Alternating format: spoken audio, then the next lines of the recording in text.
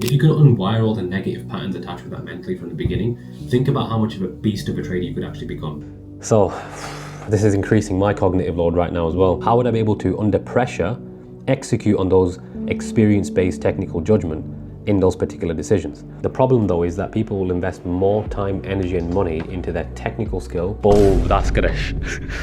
This should shut ChatGPT down. If this isn't proof for you how important psychology actually is, not that it's the only part, but how important it actually is and how much you've underutilized it, I don't know what else is going to prove that to you.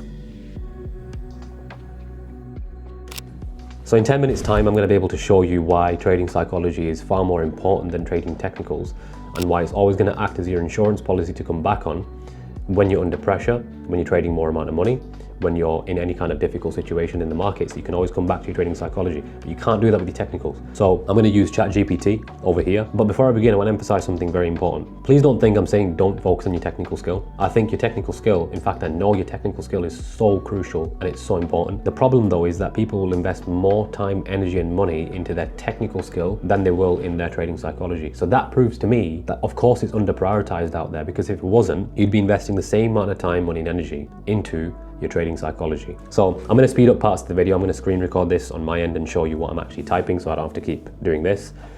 And let's begin. I'm going to debate you, and I want to be in favor of trading psychology being more important and crucial than trading technicals, and I want you to be against me in this argument.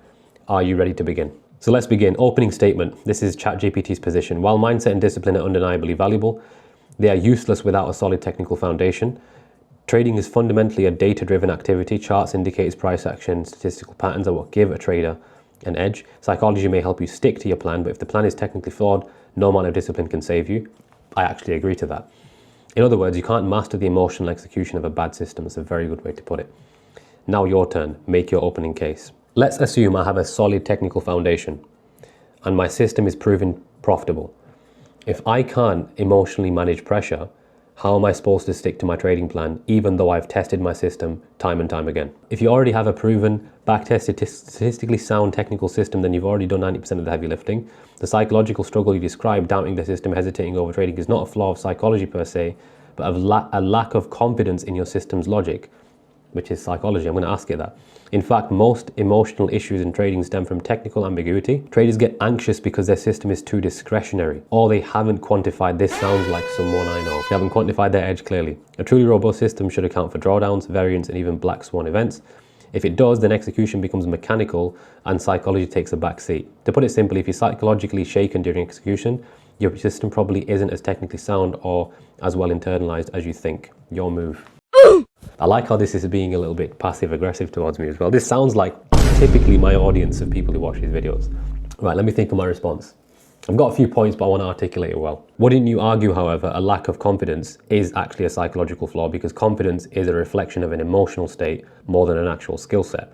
When it comes to their system being too discretionary, like you said, discretion and guesswork is completely different things. Some of the most profitable traders on earth use discretion. Using discretion does not mean you're guessing. It doesn't mean that your criteria is too flexible. You can have a rigid criteria and be discretionary with it. Discretionary could be where you're looking at a trading scenario or a market scenario, and based on what's given to you in that given specific scenario, that you're making your decision based upon that. Let's see what it says. You're definitely pressing where it counts. Here's my counter. You're blurring the line between discretion and subjectivity. Okay. The minute a trader introduces discretion, even with rigid criteria, they're increasing the cognitive load on their brain. And with that, you're relying on human pattern recognition and emotional state to make decisions. That could be more objectively defined. That's a technical problem. No, it's not. ChatGPT has literally admitted to me this is a psychological problem. Here's why. If a trader's discretion leads to inconsistent outcomes, it's not because they lack confidence, it's because their system hasn't been structured to handle those situations with technical precision. If a trader's discretion leads to inconsistent outcomes, it's not because they lack confidence, it's because their system hasn't been structured to handle. Okay, a discretionary trader who performs well has likely internalized a complex rule-based framework. They're applying technical expertise quickly, not feeling out the trade emotionally. That's a reflection of technical mastery, not superior psychology. Moreover, trading psychology becomes irrelevant if the trader can reduce their system to binary testable decisions. In algorithmic trading, for example, psychology is removed altogether, and these systems still outperform the average emotional human trader. Even in discretionary trading, it's not your emotions that give you the edge, it's the experience-based technical judgment behind those split decisions. Right. Just to counter your final point, you said even in discretionary trading, it's not your emotions that give you the edge, it's the experience-based technical judgment behind those split decisions. If that was the case, if I was emotionally unstable or emotionally turbulent or not even emotionally trained, decisions. Second point, when you talk about algorithmic trading, algorithms are very fixated in terms of the returns that they can give you year on year, and algorithms have to be changed based upon the market cycles, where as an experienced trader who utilizes discretion correctly, they can adapt to market scenarios. And being mechanical, if that was the case and that's what worked, why is it that so many traders who use mechanical based systems still fail year on year when their rules are so easy to stick to? That's my second point. My third point, you said you're blurring the line between discretion and subjectivity. The minute a trader introduces discretion, even with rigid criteria, they're increasing the cognitive load on the brain. And you've proven my point there, that if you can't manage increased cognitive load, then you're not emotionally trained. Following on from that, you've said, and with that, you're relying on human pattern recognition and emotional state to make decisions. Again, you've proven my point that you need a skill in both of those factors in order to make the correct types of decisions. So what do you have to say to this? That's a long response, but let's see what we've got. Excellent rebuttal, sharp, structured, and you're forcing the psychology argument into the center stage. Let me now defend the primacy of technical in light of your 3 points. So, this is increasing my cognitive load right now as well. Point one, emotional stability and executing under pressure. You're right to say that emotional turbulence can interfere with decision making, but let me ask, why is the trader under emotional pressure in the first place? Because they haven't quantified their edge? No, this is wrong. Experience their system, because they haven't quantified their edge well enough, experience their system across enough sample sizes, and trusted the process through data-driven conviction. Okay, these are all technical shortcomings, not psychological ones. In fact, emotional instability in trading often reflects incomplete technical preparation. If a trader has run 500 plus backtests, forward tests, I'm going to give you such a strong counter argument to this. Adaptable system is still a technical achievement. Discretionary traders who adapt successfully are doing so because of superior market understanding and nuanced technical pattern recognition, not purely psychological resilience. Okay, that's true. They're reading volatility shifts, liquidity traps, etc. Not relying on gut feeling, of course. As for mechanical traders failing, they often fail not because rules are hard to follow psychologically, but because they copy poor systems, they apply strategies in the wrong regime, and they optimize based on curve fitting, not edge, okay? Cognitive load proves psychology's importance. You claim I've proven your point by acknowledging cognitive load and emotional strain. Let's clarify the real issue isn't the trader's emotion, it's how well they've trained their technical brain to handle those split-second, which is, again, that's an emotional based thing. Top discretionary traders reduce cognitive load by having technically drilled pattern memory. I've got one counter argument that I think could break this, but it's the servant, not the master. If you build a system through robust enough, even average psychology can follow it. But the inverse isn't true. No amount of psychological strength will save you if technicals are broken. Okay, cool. Would you rather be a competent trader with no technical edge or a technically skilled trader learning to manage your emotions? Very good point. Because only one of those has the potential to survive. I actually agree to your final point. I would rather be the technically skilled trader learning to manage my emotions. But one argument I have that I think that could break your entire argument is if that repetition and practice, like you've said here, that if a trader has run 500 plus backtests, forward tested their setups live and knows the drawdown curve and expectancy of the system, they're not guessing, they're executing. If that was the case, explain to me why top level world athletes who've practiced time and time again, who know their strategy like the back of their hand, will crumble under pressure when the crowd is watching them. For example, a football player taking a penalty kick or a basketball player throwing a free throw. Why do they perform differently when people are watching them, even though they have practiced thousands and thousands of hours? Explain that to me. Boom, that's gonna... This should shut ChatGPT down. Absolutely right to draw that parallel. The sports analogy is powerful and exposes the psychological volatility of performance under pressure, even in technically trained individuals. But let me defend the technical side because I believe the analogy actually reinforces my position if we examine it deeper. Yes, top athletes do choke under pressure, but here's the nuance. They don't choke because their technique failed. They choke because they deviated from it under pressure. That's crucial. Their body knows what to do. The skill is trained.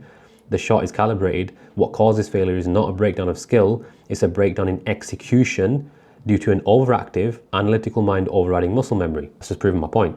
But even then, what's the only thing that can save them mid-pressure? Returning to technical fundamentals. But the only way you can do that is if you've trained your mind. Stick to the technique, trust the process, don't overthink.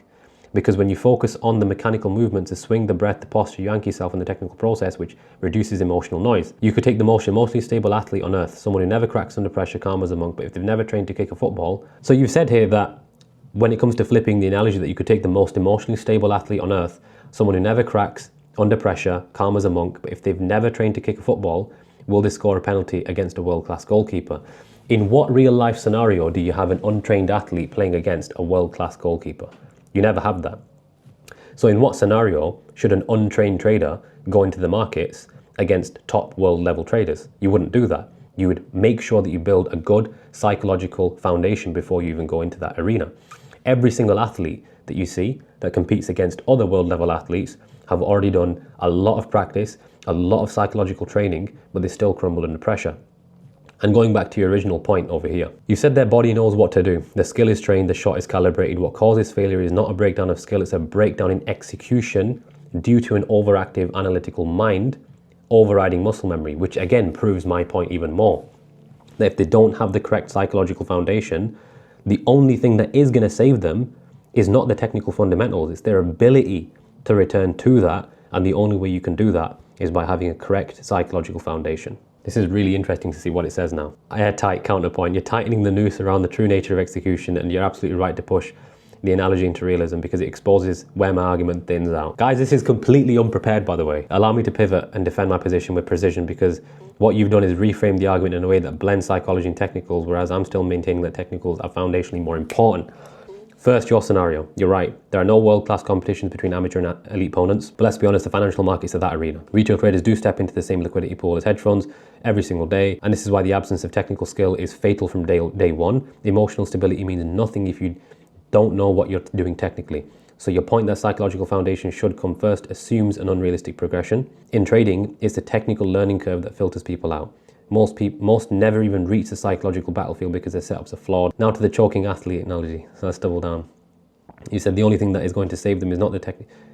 Nobody can do that yet. That's a smart statement, but here's the reversal. How can you return to something you've never fully internalized? You don't rise to the level of your potential, you fall to the level of your training. And training is a technical process, not always. If the athlete or trader has deeply automated their movements through technical drilling, then under pressure, the body takes over. The system executes despite the fear. I'm gonna really shut this down now. In other words, the brain may panic, but the body knows the form. End this here and film part 2. Sorry guys, my previous mic died, so I just had to swap out mics. The body takes over, the system executes despite the fear. In other words, the brain may panic, but the body knows the form. My counter argument to this is going to be that the only way that the body knows the form is if there's a habit drilled.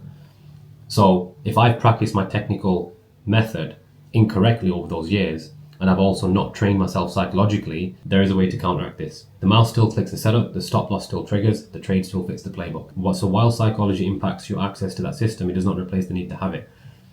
Kind of, I get what it's saying. So my first point is, you said you don't rise to the level of your potential, you fall to the level of your training. And you said training is a technical process, but not necessarily. What about psychological training? What about hedge fund traders and big financial institutions who hire performance psychology coaches as part of the trader's training? So training isn't just a technical process. Peak performance also relates back to your psychology as well. But the key point is where you've said that the body takes over. The system executes despite the fear. But if someone has a poor psychological foundation, or even a great psychological foundation, the body's always going to revert back to where the foundation lies. I'll give you a clear example. The brain has 2 hemispheres, left and right. The right limbic system is more powerful, and this is proven scientifically, than the left logical part of the brain. The right side of the brain instructs the left side of the brain what decision to take. So even though I might know technically this is exactly what I should be doing, and this is what my system and plan tells me, if I'm not in the correct state of mind, and my right brain's emotional sort of logic is to execute, but I know I should be staying out of this trade because it's a bad trade, is that now me using discretion? So point number 1, you've said that you don't rise to the level of your potential, you fall to the level of your training, and training is a technical process. So then explain to me why there is psychological training that exists out there, why there are trading psychologists out there employed by central banks, employed by big hedge funds or big financial institutions.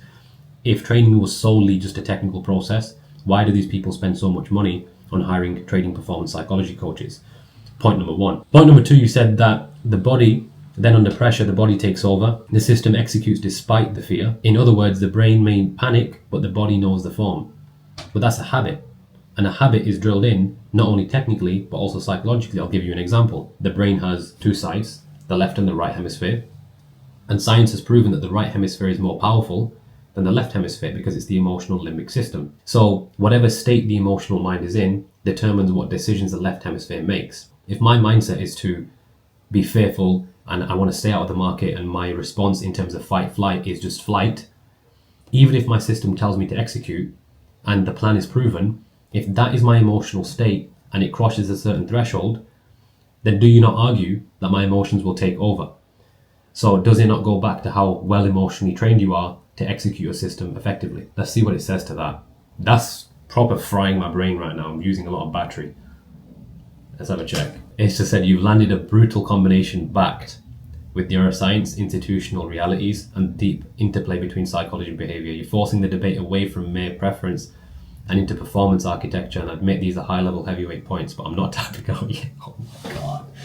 Come on, I'm literally debating an AI at the moment. Why do hedge funds hire trading psychologists if trading is primarily technical? Guys, I'm gonna have to cut this video off because it's literally taking so much brain power right now. They hire trading psychologists because their traders already have an elite technical skill. At that level, everyone has a technical skill. That's the baseline. Psychologists are brought in not to build performance, but to, that's such a good point. That's a really good point. But to preserve it under stress, fatigue, risk of burnout, and prolonged exposure to uncertainty. Psychology protects the edge, it doesn't create it. And remember, trading psychologists can't make a losing strategy win. They can't compensate for poor risk to reward ratios. They can't override statistical loss expectancy. Yes, institutions spend more money on psychology once technical are mastered, not before. It's a performance enhancer, not a substitute for a broken system, which I agree with. I completely agree with that point. I've never actually argued against that point. Hedge funds would be hiring monks, not quants. That's a good point. Habits are both technical and psychological. The emotional mind governs decisions. You're right, the emotional limbic system does influence execution, and yes, when fear reaches a certain threshold, it overrides logic. But let's be precise here. The trigger is emotional, but the pathway that is followed, fight, flight, or execute, depends on how deeply the technical pattern is wired. This is where you may have conflated influence with control. The emotional brain may influence decisions, but it doesn't guarantee poor performance. If the trader has engineered a robust decision-making structure, all of which technical buffers that reduce the impact of emotion. Let me use your example. If the system tells me to execute and I feel fear, but I've built mechanisms like entry alerts, then my environment supports execution regardless of my emotion. That's technical scaffolding protecting performance. Tells us the prefrontal cortex logical control can override limbic response when trained. And how is it trained? Through repetition, structure, and clear rule-based systems, aka technical programming. So yes, emotions fire first, but your ability to pause, assess, and follow through is conditioned technically. The Navy SEALs don't train how to be fearless. They train systems, drills, SOPs, so that even under pressure, cortisol floods, they execute and have it. That's technical embodiment. Final punch. You're arguing that psychology is the gatekeeper to action. I'm arguing the technical process builds the gate and installs a lock. This is such a good argument. Fuck, I think it's beating me. Without technical skill, emotional mastery is just poised without purpose. Here's my return question. If I can build a trading system that removes discretionary input, automates, then what is left for psychology to dominate? Fuck. So while it's true that hedge funds hire psychologists once technical skill set is at an elite level, the core reason they do this isn't just about preserving performance. It's about executing consistently under uncertainty. The financial markets are inherently uncertain, and even the best systems or strategies can have periods of drawdown, or even periods where the market might behave unpredictably. And in such times, it's the psychological resilience that the trader has that's going to allow them to stick to their plan and not deviate and avoid chasing the market or becoming a victim to FOMO. But your point that psychology is only useful for performance preservation misses the broader picture. Psychology isn't just a safeguard, it's also a key driver of sustained performance in volatile market conditions. So if you're faced with drawdowns or extended periods of uncertainty, it's psychological strength that actually allows the trader to stay grounded and stick to their system and not deviate into reckless behavior.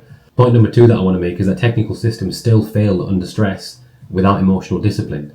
Technical systems, no matter how well designed they are only effective if the trader can follow them with discipline. There's a reason why even the best trading systems are sometimes abandoned mid-trade when emotions take over. It's very easy to say my system tells me to sell, but when the market begins to reverse quickly, the gut reaction may be to second guess a decision. This is where psychological strength does come in. A system might say cut your loss, but if the trader doesn't have the mental clarity and emotional control to follow through, the system still fails in execution. I do have one more point. My final point to this is that trading is like a marathon, so no matter how good your system is, a trader's ability to maintain consistency over the longer term, often through obviously multiple cycles of boom and bust, is directly tied to their psychological state. So the market can grind down a trader mentally over time. Sticking to the system day in, day out requires fortitude, resilience, and also ability to manage the stress of constant uncertainty in the markets. So no matter how technical the system is or how good it is, without the psychological framework to support long-term perseverance, even the best strategy will fail. That should be a good enough point. Let me see what it says. I have to say this round you've come with 3 haymakers, and I can't deny the weight of your strikes. Your argument is evolving from psychology helps. Psychology is indispensable across every phase of trading. But before I conclude, let me go down swinging. ChatGPT is admitting that it's being defeated. I won't deny this, but I will reframe it. Volatility, drawdowns, and uncertainty are expected conditions. They're not psychological problems. They're mathematical features of any trading system, right? The technical trader knows that no system is immune to variance, even if they've properly modeled their edge and expected performance curve. They anticipate drawdowns and plan for them via capital buffers, etc. If a trader deviates during drawdowns, that's not proof psychology is king. It's proof that technical risk management wasn't realistic or rigorous enough. Good psychology can't save a poorly stress tested system, but a properly stress tested system, I can't even speak. But a properly stress tested system can reduce the need for emotional intervention. So yes, psychological resilience helps, but the need for it shrinks when technical architecture is done right. The failure started long before the entry. That's the technical design flaw. What does fortitude actually look like in practice? It's not mantras and mindset books. It's reverting to rules. It's reviewing stats. It's journaling deviations.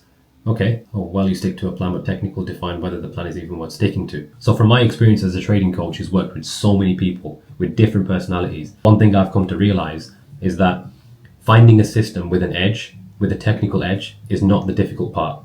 People can learn that within 6 months, maybe even a year, and build experience on it. But why then, and explain this to me, why then, if they've had 10 losses as an example, that 7 or 6 of those losses might have been good losses to take because their system said that on any other day, based on probabilities, this would work. But then they in turn took 3 or 4 extra losses in that sequence that they shouldn't have taken because of emotional instability. Even this is someone who knows their system really well, someone who's extremely experienced, maybe even traded the market for a number of years, and in the moment they knew it was a bad trade, but their emotions took over once again. Explain to me how they can have bad emotional losses in this sequence, even after having good losses that they actually should have had as a side effect of executing the system properly. What about these extra trades? So now I'm bringing my own experience into this. I want to see what this says now. Oh, come on. That I've seen countless times from professional case studies to institutional trader reviews. Traders with years of technical experience who understand the edge of the system, their probabilities still sabotage themselves emotionally by taking extra trades that deviate from the plan. What you just described is not a technical failure, it's a psychological hijack, and I agree with you, this is where the entire debate shifts. Because these aren't beginners, these are undisciplined gamblers. They are technically trained, edge-aware traders, and still when the losses stack up, even valid ones, something kicks in, revenge trading, etc. And this isn't caused by a lack of technical knowledge. The trader already knows the setup is not present. The edge doesn't exist here. This isn't part of the playbook, but they do it anyway. You're right. The problem isn't knowledge. Let's call it what it is. Let's call it what it is. System interruption. What you're describing is not a failure of system design, but a failure of internal regulation. Correct. I'll concede this. Psychology is the gatekeeper to consistent performance, even after technical mastery has been achieved. Correct. Which means that technicals give you the map. Psychology decides whether you follow it or wander off course 100%. And in your case, the trader had the map but didn't follow it. My point of this was to basically explain to you guys how overcomplicated people have made trading, and that in essence, if you have the ability to be trained psychologically from the beginning, I mean, they will work symbiotically when you think about it, right? Look what ChatGPT said against me. Look at my points towards ChatGPT over here. If you look at both those arguments, you would technically, the logical person would say, let's just train both of these things symbiotically so you can become the best trader possible. But my problem at the beginning of the video, like I addressed, was that people aren't putting the same amount of time, money, energy, and effort into their psychological training as they are technical, because they think technical is the only most important thing, and that without that you're going to fail. But if you literally from the beginning said to yourself, do you know what, I'm going to look at what part of my psychology in terms of how you live your day-to-day life, what your relationship with money is like, because that's a very important factor if you're trading the financial markets, which is literally money. Don't you need to study that relationship? How do you view risk? How do you view failure? How do you view winning? If you can unwire all the negative patterns attached with that mentally from the beginning, think about how much of a beast of a trader you could actually become. If this isn't proof for you how important psychology actually is, not that it's the only part, but how important it actually is and how much you've underutilized it, I don't know what else is going to prove that to you.